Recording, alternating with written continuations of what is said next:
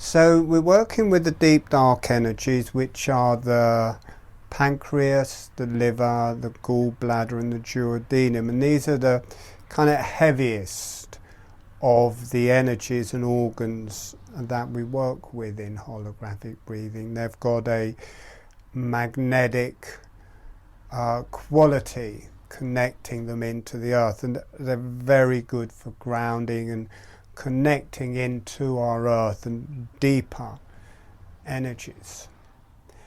And the webinar a month ago, we worked with the pancreas, which is probably the deepest, or I experience it as the deepest and darkest energy of those organs. But saying that, within those organs, they all have a connection to the earth, and they all have a connection to the higher self, and they all are a channel. So within themselves, they are the whole rainbow. And I think quite often people back away from the heavier organs, the deeper, more grounded energies, because they're not kind of fun like the higher, brighter energies. And I think within healing, or often within healing or new age or even religious type things, people are going for the light. Whereas with the deep dark energy, we're going for the earth and this dark. Now I call them dark. There are many similarities between holographic breathing and an old healing system I used to do called Tibetan pulsing, and they're green in Tibetan pulsing. But I experience them a bit as green, but generally they have a dark hue to me. But after working with them, when I go walking afterwards, all of the different shades of green become very animated, and I can see green everywhere. So I think they are green, but there's kind of a darkness and a heaviness to them, and maybe they just don't show up in the same colour in the way they did in Tibetan pulsing. And saying that, it's interesting when I speak of Tibetan pulsing, there's many different energies that come through with holographic breathing, and it relates, we're getting a lot of craniosacral therapies coming because it relates very strongly with craniosacral therapy, relates very strongly with Tibetan pulsing, and there are spiritual guides and energies that come through, and I think one of those is, well, I'm sure one of those is from Tibetan pulsing, because as soon as I start speaking about it, I can feel that reality and that channel coming through. And my teacher in that, or the person who brought that through, was called Diraj, and it may be him, but my feeling is there's a whole conglomerate, because he had channels that he was working with, and there was someone, I've forgotten the organisation, he originally got it from somewhere else as well, and there were the channels behind that. So I think there is a reality on the other side that is wanting this work to come through, and there's the obvious relationships with cranial work, and people come in from all different professions and find that it relates to their profession, and they can teach what they're teaching and include holographic breathing. With a lot of people work with their clients, and whether they're counseling them, whether they're doing body work with them, whatever they're doing, often they find, well, teach them, the basic holographic breathing, and that somehow drops their clients into the zone and makes it easier to work with. but there does seem to be this energy coming through from the other side to help this come through and be promoted, which is a good thing, because I'd have trouble doing it on myself.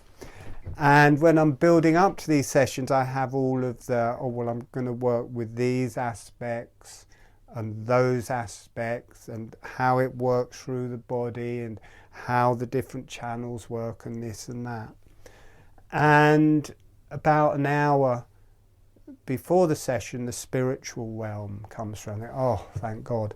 And I can just relax in a way, because there is the teaching of the different circuits and things, but there's also these guides and energies that are far beyond what I can do.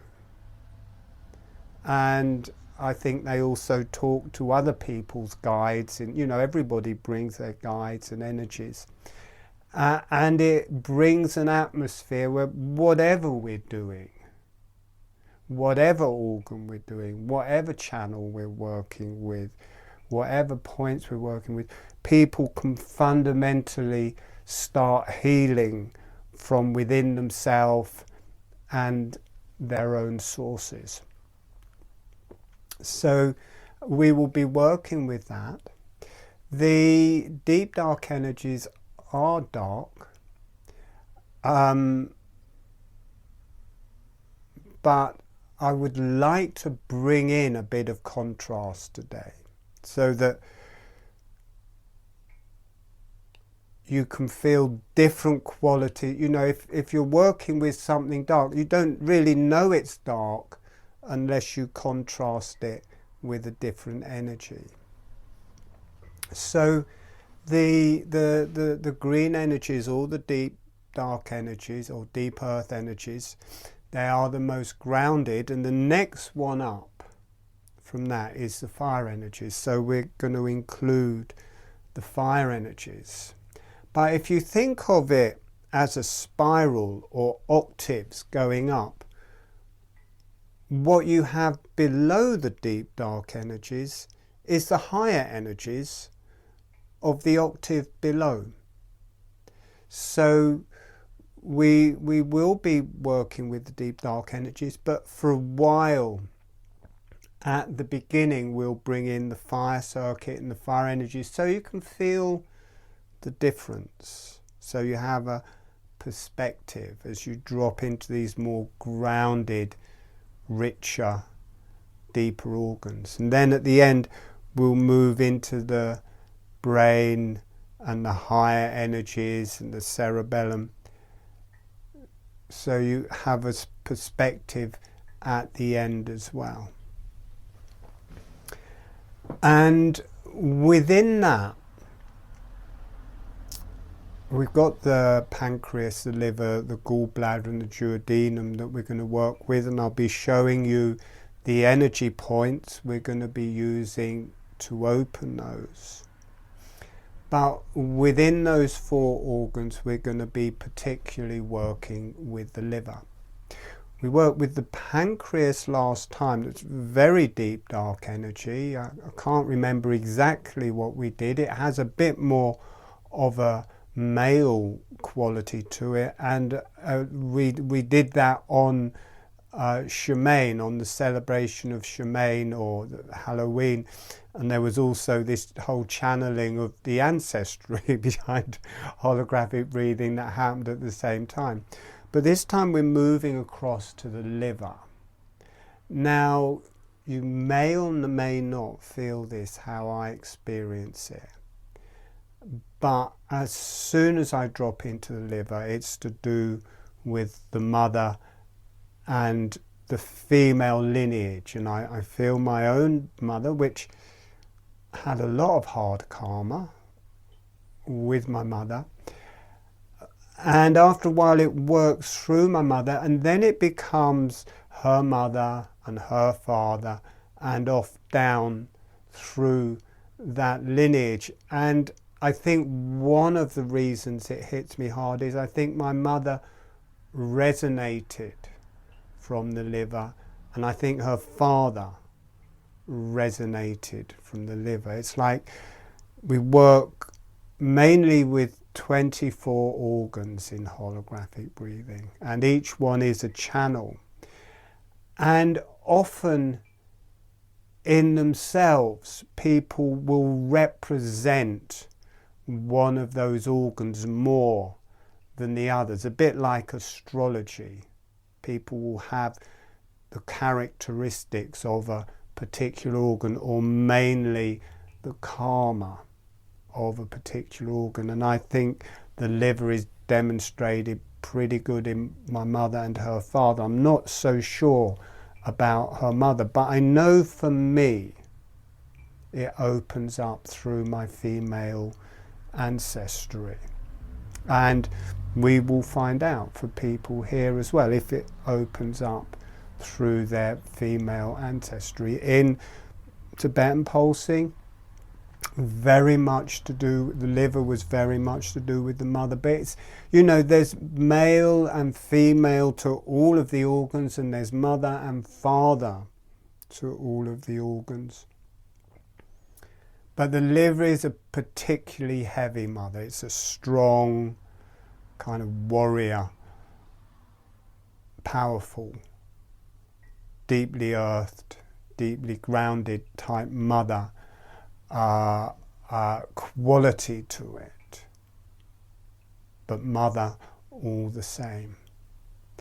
So we will be opening that up, and people can experience that to whatever level they wish, and it may not open up the same with you. You may have a totally different experience of that, and whatever your experience of that is fine. And then we'll be moving on, you know, we'll mainly be doing the liver, but we'll also drop into the gallbladder, which is much lighter for these green energies, but it's still dark anyway, and that is actually swaps across the other side. That is more of a father type energy.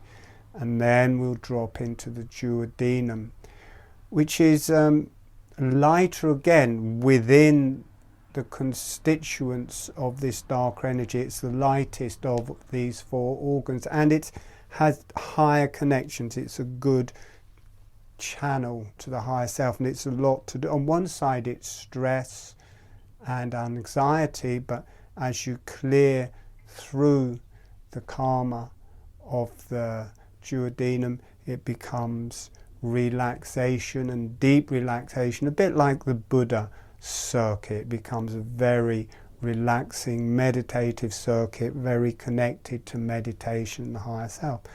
The liver, for me, and I think for a lot of people, is very good for clearing mother karma. Very good for clearing that. And, you know, whether you consider your karma with your mother as good or bad, it's kind of beside the point. It's karma anyway. It's holding you in a certain place. It's created your persona. It's helped to create your identity and your reality. So if it's a good and nice reality, great. If it's a bad or unhappy reality, it's still, both of those are conditioning, and you can work with both of those to clear those, to become more in contact with your own intrinsic qualities of mother and the universal qualities of mother. And either way, whether you experience it as painful or whether, see, sometimes if someone's had a very good relationship with their mother, that's harder to let go of than someone who's had a bad relationship. You know, someone's had a bad relationship with their mother, they're really happy to let it go. So in a way, it's not always a disadvantage. And as we know, a lot of people in these circles have had a rough time one way or another, to want to cleanse themselves, to want to try and find some kind of peace. And it starts off trying to fix ourselves so that we've got a nice life with nice thoughts and nice things. But then that ends up as a cage as well. The more you progress, the more you are the problem. You are what's in the way, until you just have to keep letting go and letting go until you finally move out of the cage. Now, I'm not saying I know what that's like. I'm just talking of how I feel things to be. You know, I'm not saying I'm enlightened or something. But, you know, that is where this kind of journey leads to. And you've got to include that in the whole perspective of it. Good or bad, that is in the way of you just sitting into your divinity, which is beyond your individuality, which is beyond your identity and your normal persona. And maybe I don't know what that experience is, but when I talk of it, there's that quality comes into the group. So we will be working with these deep, heavy energies and just getting to know them and getting to know the liver, whatever that may feel like for you. In the pelvis, you've got the sit bones here, which are the deep earth energies, and then as they come forwards into the pubic arch, this would be the chin. This is the fire energies, connects into the ovaries, testes, uterus and prostate. So I'm not going to tell you any more about the fire energies because we're not going to go into that in great detail. But it was very marked when I was first discovered holographic breathing. It started happening because I could feel these different levels, much deeper, darker hara energy of the mouth and here, and as it came up through the sinuses and nasal passageways, this was a higher energy but related to the heart and lungs and the emotions, and come up into the eyes, more the intellect and connecting strongly to the brain, and then as they were all working together, opens up through the crown chakra and into transcendence. So I wanted them all to be working all of the time, but I kept coming up into the middle of the face, and what I was doing was activating the fire circuit, and my heart, because I was there all of the time, my heart was palpitating, my blood was getting hot, I was kind of vibrating and stuff, and I was trying to ground it. I've got to come down at door, and it kind of wasn't working. I thought, well, I'll burn through this, and I connected to the spiritual side of it, was okay. And I'll tell you the dream, actually. I might as well, while we're on this, because we're going to do this junction between the fire energies and the deep earth energies. And I was in that heat, and I was in that fire energy, and I was looking for a way to ground it. And I was asleep, and I went up, I ended up in this spiritual healing school, kind of in the subtle realms, and everyone kept saying, oh, the teacher wants to show you something, and I kept saying, yeah, that's fine, but look, I want to show you holographic breathing. I was very arrogant. They said, no, we want to show you something. And in the end I said, okay. And they took me to this lady. She was kind of a high up teacher in it, something, and she was the personification of this fire energy, except she had more blonde fiery hair, and she grabbed my wrists, and this fire burnt through my bones, all of my bones through my whole body. And that grounded the fire energies strongly into the bones. I was thinking, wow, she's actually quite good at this. And anyway, that melted into the bones and warmed up the marrow of the bones and all of that. And it grounded the fire energies, and it grounded it into the bones. And what represented that, I think the next day I got the connection to the jaw, because I wasn't working with the chin. I was just working straight from the jaw upwards. But I was breathing, this fire energy was going off, and suddenly, instead of me coming down, it released forwards into the chin. And as soon as it did, my testes, prostate just lit up red, and I could feel that as the ground. I hadn't been connecting to the chin as the earth for the ground energy. I thought, oh wow, it's connecting into the testes, and for the women it would be the ovaries and uterus. And then that was also connecting to the bones, but then as it moved back, suddenly I just went into the, because I was in this very fire energy, moved back into really deep earth. Oh my God, what's that? As the change went through, because I've been so long into the fire, the earth energy was very marked, and the earth energy grounded it. But the earth energy is strongly to do with the bones. So it really took that fire energy and just penetrated it deep into the bones.